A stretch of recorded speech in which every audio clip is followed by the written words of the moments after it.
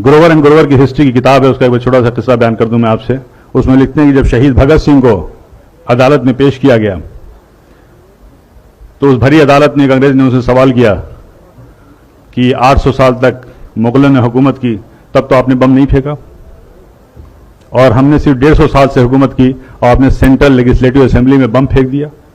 उसका बहुत अच्छा जवाब भगत सिंह ने दिया था कि देखिए, मुगलों ने जो हम पर राज किया है वो हमारे दिलों पर राज किया है, और उन्होंने इस मुल्क को सोने की चिड़िया बना दिया है, और इस सोने की चिड़िया की चमक से आप 7 समुंदर दूर से यहां तक आए हैं, और यहां पे आने के बाद अगर आपकी हुकूमत को अगर एक लफ्ज में, एक लाइन में कहा जाए तो वो ये कि आपकी हुकूमत एक स्पंज की तरह है जो गंगा के किनारे हीरो और जवाहरात को चूस करके इंग्लैंड में जाकर के टेम्स नदी के किनारे निचोड़ती है, और वो इंग्लैंड मालामाल हो जाता है, और उस दौलत के मालामाल होने के बाद उससे आप अपनी तरक्की करते हैं। मुगलों ने, पठानों ने यहां नहीं किया, इन्होंने यहां की चीजों को यहीं पे खर्च किया, यहीं पे इमारत बनवाई और यहीं की धूल में अपने आप को मिटा दिया। यह था भगत सिंह का जवाब। ये छुपी नहीं है कि मुसलमानों का जो किरदार रहा है, जो कुर्बानियां रही इस मुल्क की तरक्की में, इस मुल्क की आज़ादी में, वो लासानी रहा है, बेमिसाल रहा है। और अगर देखा जाए तो ये मुल्क जो है, अगर आप तारीख में देखें तो हिंदुस्तान जो हमारा मुल्क है, मुत्तहिद मुल्क नहीं था। बेशुमार राजा रजवाड़े थे, रियासतें थीं, उस पर हुकूमत करते थे उन पर।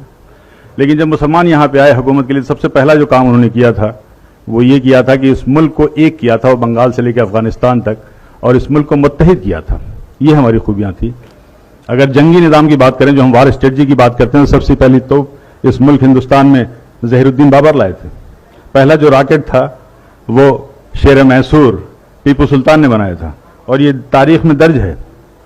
बल्कि जो विलियम कॉन्ग्रेव था, जो कि एक्सपर्ट था इसका, वो अपनी किताब में लिखता है ये कि उनकी शहादत के बाद 1799 में जब शहीद हुए शेर मैसूर टीपू सुल्तान, तो उसको उन्होंने 1801 में जब्त करके वो इंग्लैंड ले गए, और 1801 से लेकर के 1805 तक उस पर तहकीक करते रहे, रिसर्च करते रहे, समझ नहीं पाए कि इसका सिस्टम क्या है, इसकी डिज़ाइन क्या है। तो उन्होंने एक किताब वहाँ से भेजी थी, और उस किताब का नाम था फतहुल मुजाहिदीन, और वो किताब आज भी पेरिस के म्यूजियम में रखी हुई है। और उस किताब को लिखने वाले टीपू सुल्तान थे, जिसमें डिटेल डिस्क्रिप्शन था कि ये जो रॉकेट है इसको कैसे इस्तेमाल किया जाए। तो ये वो पहली मिसाइल थी, आप गूगल में सर्च कीजिए, वो जो पहली मिसाइल थी मैसूरियन मिसाइल टीपू सुल्तान ने बनाया था। और आज जो आप मिसाइल देख रहे हैं, अग्नि मिसाइल, पृथ्वी मिसाइल, इसके भी बानी एपीजे अब्दुल कलाम है, जिनको आप मिसाइल मैन कहते हैं और जिनको फादर ऑफ मिसाइल कहते हैं। और आप कस्टोडियन जो आप कहते हैं, जो रेवेन्यू का सिस्टम है, ये सब शेर शाह सूरी का दिया हुआ है, and he was one of the best administrator.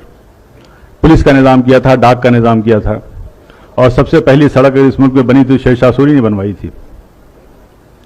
Currency system में एक बदलाव लाए थे। रुपए जो जिसको कहते हैं आप यूज, शेर शाह सूरी का वो था। ग्रैंड ट्रंक जो रोड थी कलकत्ता से लेकर के पेशावर तक, ग्रैंड ट्रंक रोड उसी की यादगार है। बगावत की, जंग आज़ादी की, तो पहली जो बगावत थी वो 1773 में हुई थी, और उसका नाम जो था, शायद आप में से ज़्यादातर लोगों को मालूम होगा, फकीर एंड सन्यासी रिबेलियन नाम से नाम था।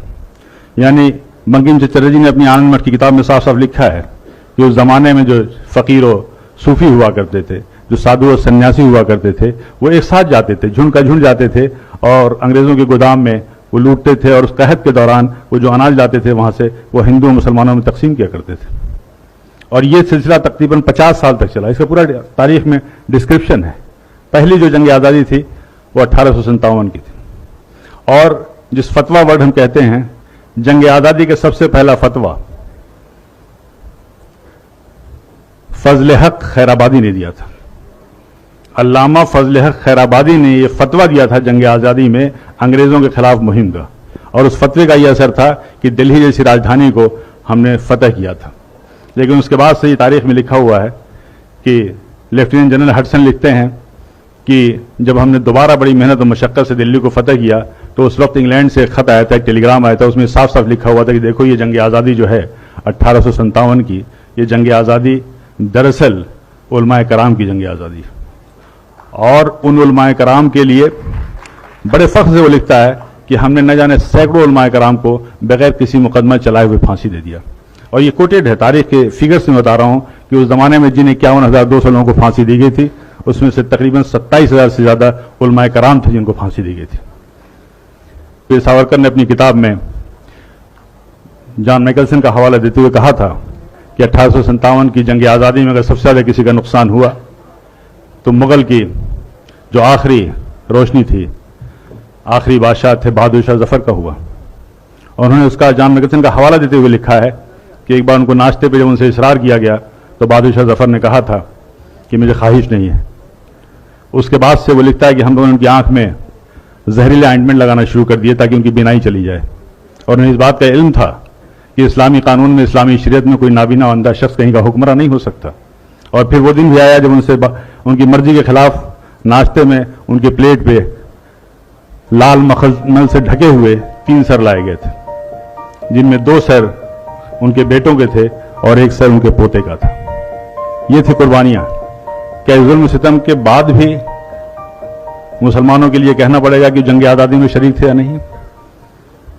क्या अब भी इस उन्वान की जरूरत है? अब भी इस प्रोग्राम की जरूरत है? क्या चांद सितारों की मौजूदगी के लिए बहस होगी?